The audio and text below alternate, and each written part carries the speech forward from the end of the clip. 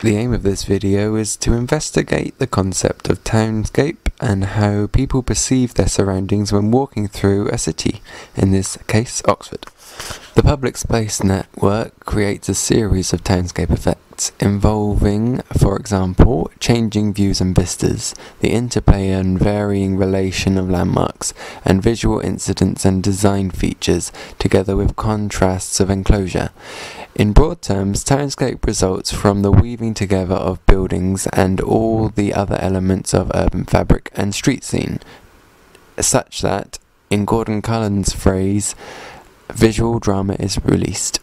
The route taken will start at Gloucester Green, head north to Wellington Square, east along Little Clarendon Street to St Giles Church, south on St Giles, and end up at St John's College. Entering Gloucester Green at the northwest corner, we must walk through an archway, bringing out the inquisitive nature. The buildings are architecturally pleasing, with flats and independent shops overlooking the open space which has a perimeter of trees. Coming out of the other side and entering into the central market square, one can tell there is a sense of place here.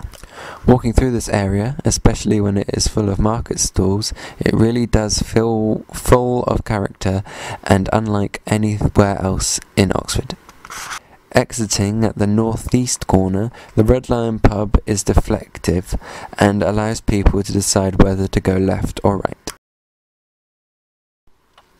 Once again, there is a mystery of what is down there when standing at the bottom of St John Road.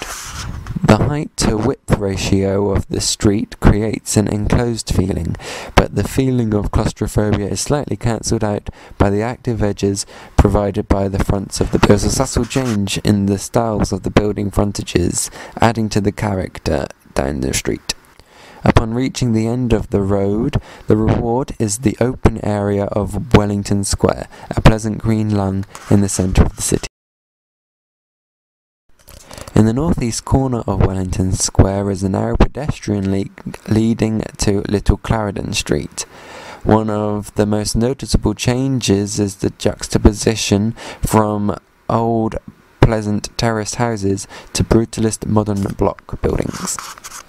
One of the main characteristics of the modern buildings along Little Clarendon Street is the projection into the street, providing covered sections and encouraging people over to possibly enter into the shops and restaurants.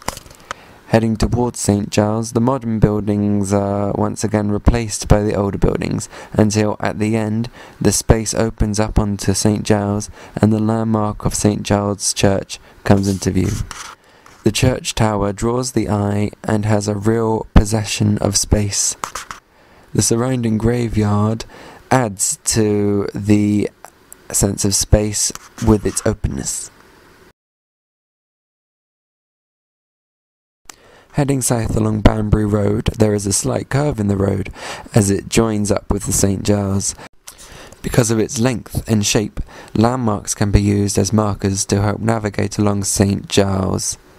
These include the church at St Giles, the War Memorial in the centre of the carriageway, and the Eagle and Child pub on the right-hand side of the street. By following these markers, it eventually brings the Lamb and Flag pub into view on the left-hand side of the road.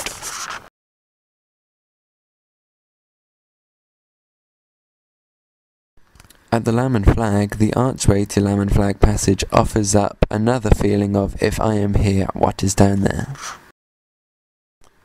Going through here takes us down a quiet narrow footpath with the bend in the path adding to the anticipation to somebody who may have not walked this way before. Revealed is the side entrance to St John's College, the gate clearly defining public and private space. This walk through some of the quads and gardens of St John's is a great example of serial vision. With a series of open spaces connected via narrow passages and archways, it encourages movement through the grounds. Interest is maintained and heightened due to the fact that each new open space is different to the last one.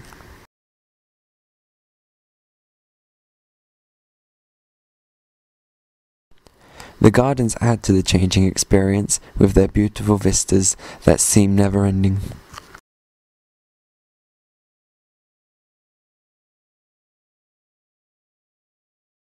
The dynamic unfolding detail, just from the different styles of architecture within one small area, really adds to the character of the college.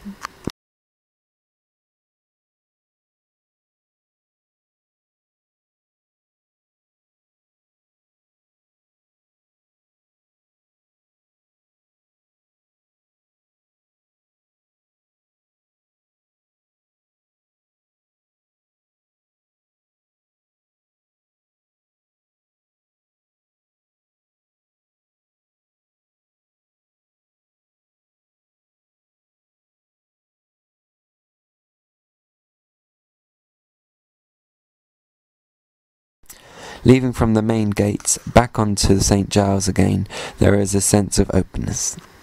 The St. John's Gatehouse could have been used as another marker from the Laman flag, and this in turn would have led to other landmarks such as the Martyrs Monument and the Randolph Hotel. From producing this video, I have found that the concept of townscape is important for adding character to an area, because it doesn't matter how well designed an area is in terms of morphological features. If people don't have a good feeling about the area, they are unlikely to return there.